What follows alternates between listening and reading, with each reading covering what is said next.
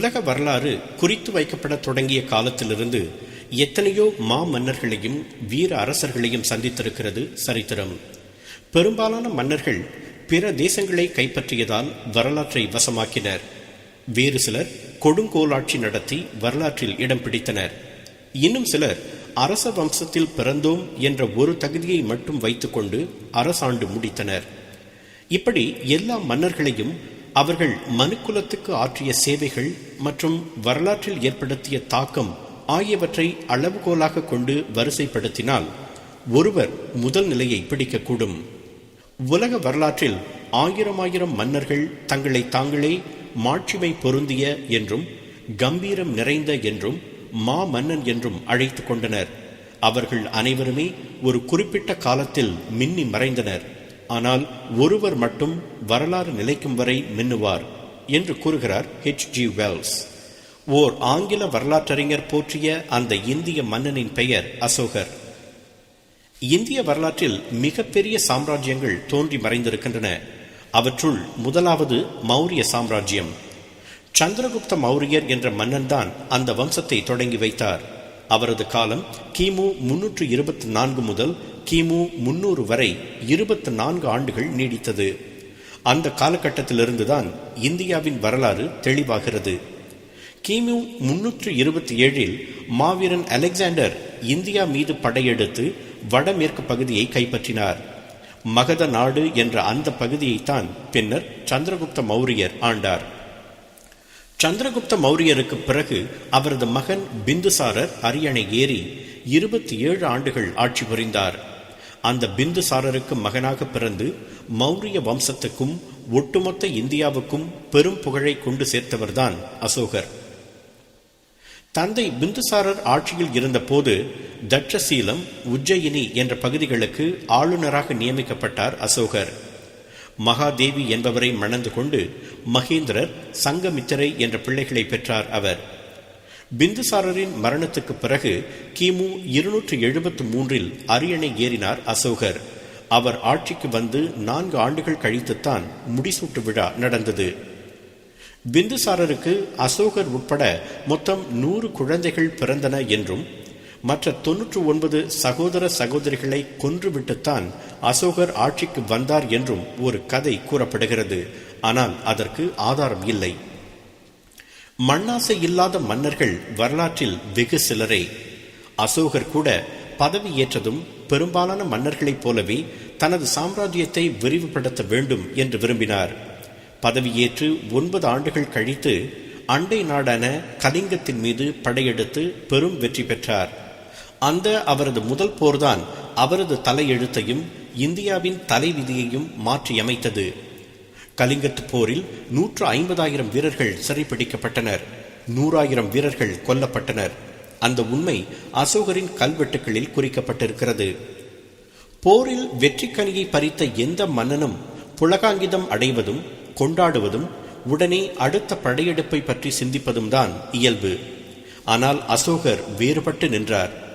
அந்த மன்னனின் ஈர நெஞ்சு போரின் சேதத்தை கண்டும் பலியான உயிர்களை எண்ணியும் சிந்தப்பட்ட இரத்தத்தை நினைத்தும் அமைதியாக அழுதது. இனி போரே வேண்டாம் என்று துணிந்தது. அதுவரை விலங்குகளை வேட்டையாடுவதையும் மாமிசம் உண்டு மகிழ்வதையும் பொழுதுபோக்காக கொண்டிருந்த அசோகர் மனம் மாறினார். உபகுப்தர் என்பவரின் தூண்டுதலின் பேரில் பௌத்த சமயத்தை தழுவினார். சில ஆண்டுகளில் புத்த பிக்குவாக மாறிய அவர் தொடர்ந்து அரசனாகவும் நீடித்தார். அசோகரின் கல்வெட்டுகளில் உள்ள குறிப்புகளிலிருந்து அவரது சாம்ராஜ்யம் மேற்கே குஷ் மலை பிரதேசத்திலிருந்து கிழக்கே பிரம்மபுத்திரா நதி வரை, வடக்கே இமயமலை அடிவாரத்திலிருந்து தெற்கே சென்னை வரை பரவி இருந்தது தெரிய வருகிறது. அக்பரும் அவுரங்கசீப்பும் கூட அந்த அளவு நிலத்தை ஆண்டதில்லை. போரை துறந்த அந்த மாமன்னன் நாட்டை வளப்படுத்துவதில் தனது முழு கவனத்தையும் செலுத்த தொடங்கினார்.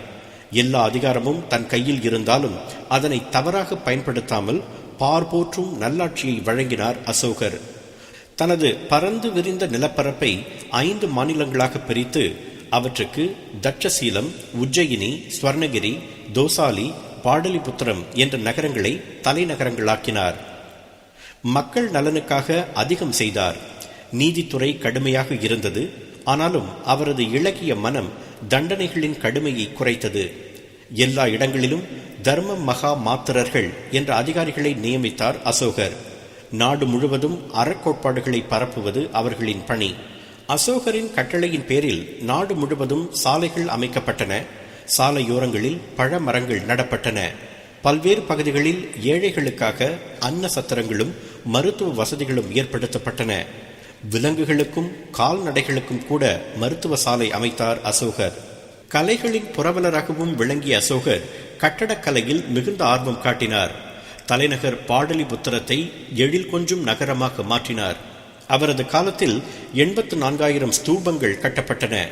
மலையை குடைந்து உருவாக்கப்பட்ட கோயில்கள், ஒற்றைக்கால் தூண்கள் எல்லாம் அவர் காலத்தில்தான் கட்டப்பட்டன. புத்த மதத்திற்காகவும் நிறைய செய்தார் அசோகர். அவரது ஆட்சியில் பௌத்த கொள்கைகள் பின்பற்றப்பட்டன. ஆனால் பிற மதங்கள் புறக்கணிக்கப்படவில்லை. புலால் தடை செய்யப்பட்டது. எல்லோருக்கும் சம நீதி உறுதி செய்யப்பட்டது. மண்ணாசை அறவே ஒழிந்ததால் நாட்டில் அமைதி செழித்தது. பௌத்த மதம் நாடு முழுவதும் பரவியது. அதனை இலங்கை, சீனா, மியான்மர், தாய்லாந்து போன்ற நாடுகளுக்கும் பரவ வைத்த பெருமை அசோகரையே சேரும். கடைசி மூச்சு வரை நல்லதையே செய்த அசோகர் தனது 72வது வயதில் காலமானார் என்று ஒரு குறிப்பு கூறுகிறது. சர்நாத் என்ற பகுதியில் அசோகர் கட்டிய ஒரு கல் தூண் இருக்கிறது. அதன் உச்சியில் 4 சிங்க உருவங்கள் செதுக்கப்பட்டுள்ளன. அந்த சின்னம்தான் இன்றும் இந்தியாவின் அரசாங்க முத்திரையாக பயன்படுத்தப்படுகிறது. மேலும் இந்திய கொடியின் மத்தியில் அசோக சக்கரம் பொறிக்கப்பட்டிருக்கிறது. இந்திய தேசத்தின் புகழை காலம் உள்ள வரைக்கும் பேச வைத்த அந்த மாமன்னனுக்கு இந்தியா வழங்கியிருக்கும் மிக பொருத்தமான கௌரவம் அது. ஆங்கிலத்தில் உட்டோப்பியா என்ற ஒரு சொல் உண்டு. எல்லாவற்றிலும் மிகச்சிறந்த உச்சத்தை தொட்டு குறை கூற முடியாமல் இருப்பதை குறிக்கிறது அந்த சொல். உலக வரலாற்றில் உத்தோப்பியா என்ற சொல்லுக்கு அசோகரின் ஆட்சி மட்டுமே சரியான உதாரணம் என்று சொல்லலாம். அப்படி ஒரு மன்னன் எதையெல்லாம் செய்ய வேண்டுமோ அதையெல்லாம் செய்ததோடு அதற்கு மேலும் பல உன்னத காரியங்களை செய்ததால் தான் H.G. வெல்ஸ் கூறியது போல வரலாறு உள்ளவரை தன் பெயரை நிலைநிறுத்திக் கொண்டிருக்கிறார் அசோகர். இன்னொரு அசோகர் பிறந்து வந்தால்தான் அப்படிப்பட்ட ஆட்சியை வழங்க முடியும் என்று கூட சொல்லலாம். பாரபட்சமின்றி அனைத்து உயிர்களிடத்தும் காட்டிய அன்பு, முழு அதிகாரம் கையிலிருந்தும் அதனை செம்மையாக பயன்படுத்திய பண்பு, நீதி நெறிகளை சமமாக நடைமுறைப்படுத்தியதில் காட்டிய தெம்பு, இப்போது நாம் பேசிக் கொண்டிருக்கும் சமய நல்லிணக்கத்தை அப்போதே கடைபிடித்து காட்டிய மாண்பு, இவைதான் அசோகருக்கு வானம் வசப்பட்டதற்கான காரணங்கள். அந்த பண்புகளை மனசாட்சியோடு பின்பற்றும் எவருக்கும் எந்த வானமும் வசப்படும்.